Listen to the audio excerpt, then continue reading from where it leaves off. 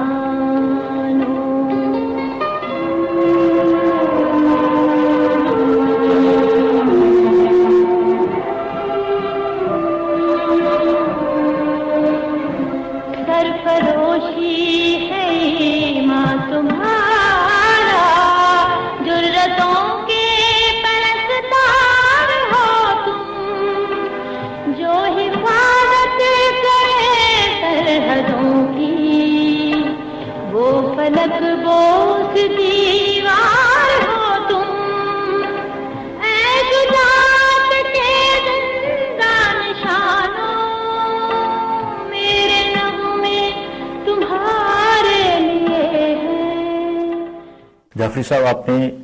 ستمبر 1965 کی جنگ نہ صرف اپنے آنکھوں سے دیکھی بلکہ اس میں بنفس نفیس حصہ بھی لیا۔ اس وقت کیا مناظر اور کیا جذبات تھے؟ بسم اللہ الرحمن الرحیم۔ 1965 کی پاک بھارت جنگ سے پہلے میں کشمیر کے مسئلہ پر قومی اخبارات اور جرائد میں لکھتا رہتا تھا۔ مجھے کشمیر کی آزادی کی تحریک اور جنگ آزادی میں حصہ لینے کا شروع سے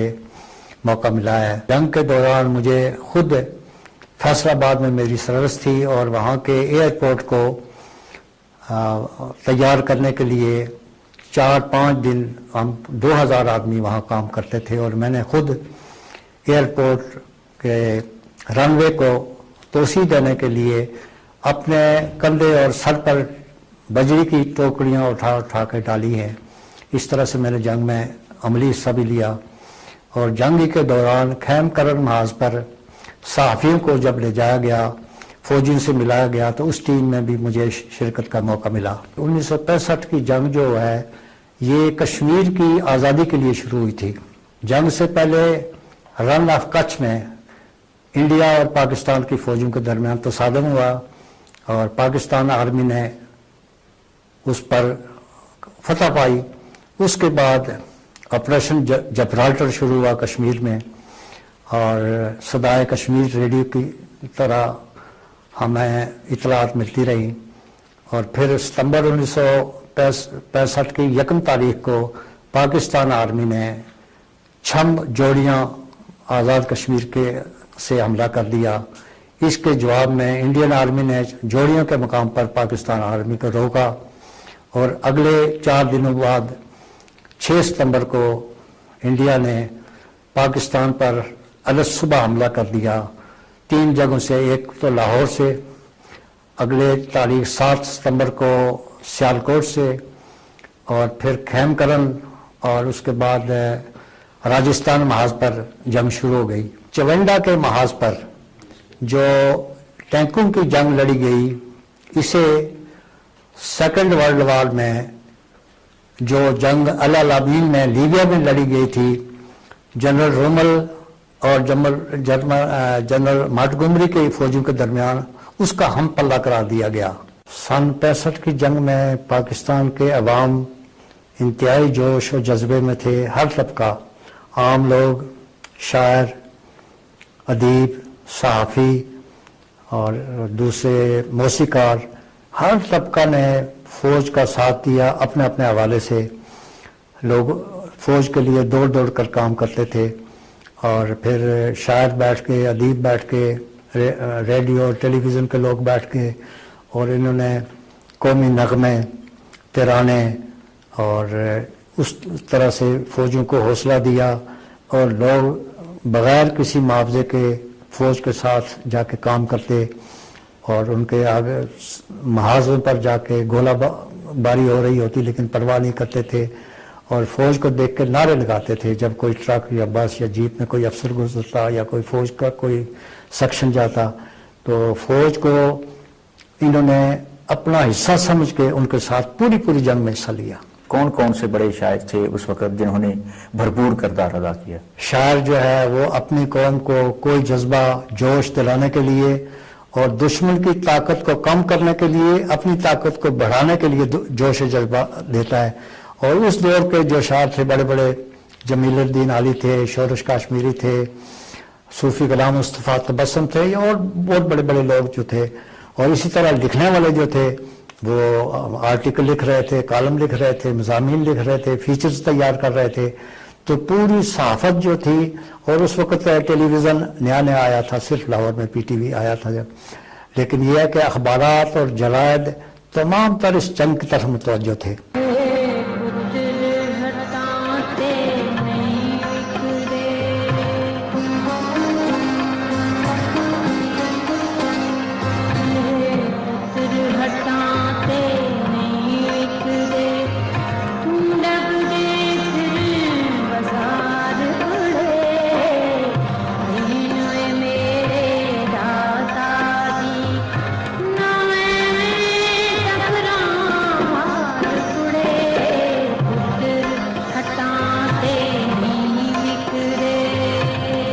جعفری صاحب یہ بتائیے کہ پکٹوریل ہسٹری کا آئیڈیا کیسے آیا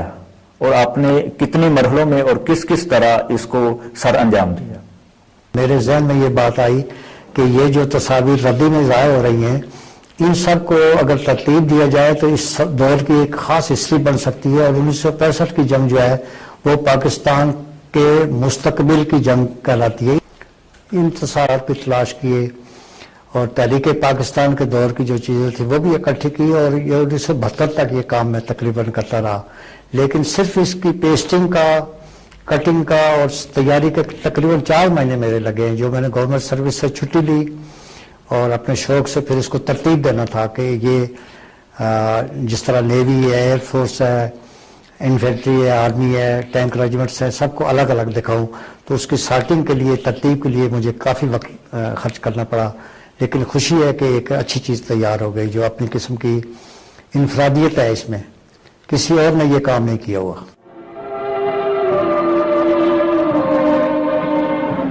تم پہ جو کچھ لکھا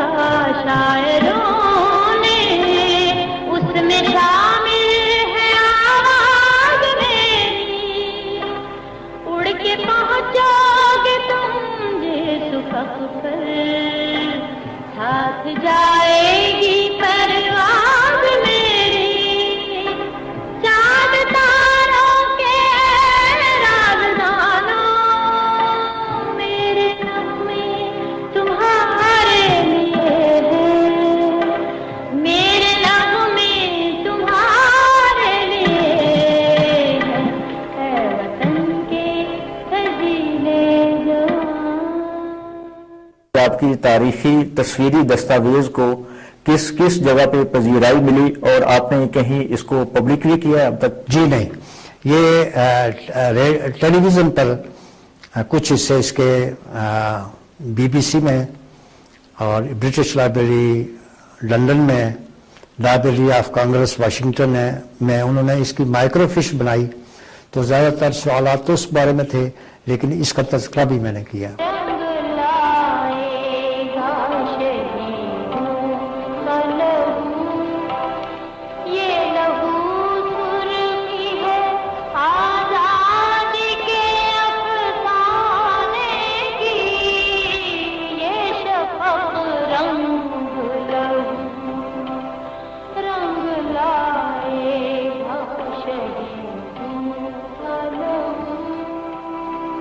کیا 65 کی جنگ کے بعد کے واقعات کے حوالے سے بھی آپ کوئی کام سر انجام دے رہے ہیں؟ میں نے 1965 کے بعد پھر اس کو قومی جو واقعات تھے، جو تحریکیں چلی مختلف حکمرانوں کے خلاف، مختلف سیاسی پارٹیوں کی، تو اس کو میں 1992 تک لایا ہوں، جب محترمہ بے نظیر بھٹو ملک میں آئیں اور وزیر اعظم بنی، اس وقت تک اس میں شامل ہیں۔ باقی جو میں نے اکٹھی کی ہوئی ہیں لیکن ان کو میں لگا نہیں سکتا، اتنی مجھے ابھی فرصت نہیں ملی، لیکن 1992 میں محترمہ بے نظیر بھٹو کی جو وزیر اعظم کا دور ہے اس تک میں اس کو لایا ہوں۔ آپ کے ہم اثر لکھاریوں نے کن جذبات کے تحت اپنی تحریروں کو اس حوالے سے پیش کیا؟ ایک تو کشمیر کی آزادی کا جذبہ تھا، بہت زیادہ طلب تھی، اور کشمیر کو پاکستان کی شہرک بھی کہا جاتا ہے، عموماً لکھا جاتا ہے، تو وہ بالکل ایک مرنے کا مقام تھا سب پوری قوم کے لیے۔ تو جس طرح باقی لوگ شامل تھے، اس طرح صحافی، اخبار نویس اور ٹی وی پر کام کرنے والے لوگ اور کالم نگار، تو میں نے اس دوران سن 1965 کے اپریل سے لے کر 1970 تک کا پورے عرصے میں کم و بیش 2000 کالم، مضامین اور فیچرز لکھے، جو ریکارڈ میرے پاس اصل اخبارات اب تک موجود ہے، قومی اخبارات، اور اس میں جنگ ہے، نمائے وقت ہے، امروز ہے، تعمیر ہے، انجام ہے، حریت ہے، اور یہ پاکستان ٹائمز ہے، ڈان ہے، سب کے سب میں نے اصل اخبارات بھی رکھے ہوئے ہیں، ابھی تک 44-45 سال سے محفوظ ہے میرے پاس۔ جعفر صاحب، آپ نے 1 درجن سے زائد کتابیں بھی تصنیف کی اور اس تاریخی تصویری دستاویز کو بھی مرتب کیا، کیا آپ کو اس کی پذیرائی ملی؟ اس کام کے کرنے سے مجھے 2 ایوارڈ ملے۔ یہ جنگ 65 میں لڑی گئی اور 1967 میں فیلڈ مارشل ایوب خان کے زمانے میں ایسٹ پاکستان اور ویسٹ پاکستان کے 34 آدمیوں کو نشان سپاس دیا گیا تھا، جنہوں نے خدمت کی ہے، صحافت کے حوالے سے کی ہے، تحقیقی کام کے علاوہ سائنس کے حوالے سے۔ ان 34 آدمیوں میں آزاد ریاست جموں کشمیر سے سید بشیر حسین جعفری میرا نام شامل ہے، اور باقی 34 لوگ جو ہیں، 33 لوگ جو پاکستان کے مختلف اضلاع سے، مختلف علاقوں سے ہیں۔ ایک تو یہ ایوارڈ ملا فیلڈ مارشل ایوب خان سے۔ اس کے بعد میرے آواز، میری جو آٹو بایوگرافی 2 جلدوں میں چھپی ہے، زندہ باد اور پائندہ باد، اس میں تفصیل درج ہے کہ مختلف کتابیں ہیں اور مختلف تحقیقی مقالات لکھنے پر 40 کے لگ بھگ مجھے ایوارڈ مل چکے ہیں۔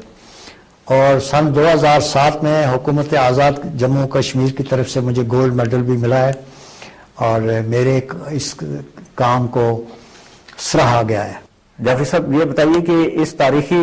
تصویری دستاویز کے ذریعے آپ نئی نسل کے لیے کیا میسج دینا چاہتے ہیں؟ میرے اس کام پر انگریزی اخبارات میں،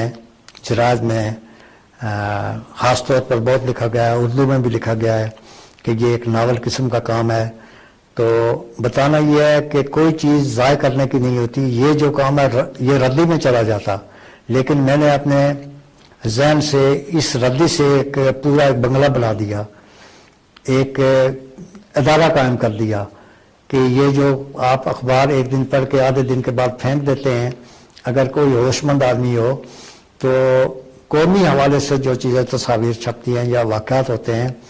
ان کے خاص ان کی کٹنگز، کلپنگز اور تصاویر کی مدد سے آپ ایک ہسٹری مرتب کر سکتے ہیں، جو ملک کی سیاسی ہسٹری بھی ہوتی ہے، فوجی ہسٹری بھی ہوتی ہے اور سوشل ہسٹری بھی ہوتی ہے۔ تو یہ تاریخ میں آگے جو لوگ یہ ہسٹری اس دور کو لکھیں گے، ان کے لیے یہ فائدے کا کام ہے، وہ ان سے استفادہ کر سکتے ہیں۔ تو نئی نسل کو اس طرح کے کام میں بھی دلچسپی لینی چاہیے۔ اپنے جو کورسز ہے، جو نصاب تعلیم ہے، اس کے علاوہ اضافی طور بطور ہابی آپ تصویریں جمع کر سکتے ہیں، یا کوئی اور آثار قدیمہ کی کچھ چیزیں کر سکتے ہیں، کوئی بھی کام کر سکتے ہیں، لیکن اس کے لیے آپ کا شوق جو ہے نا، ذوق و شوق اس کو ہونا چاہیے۔ اپنی جان نظر کو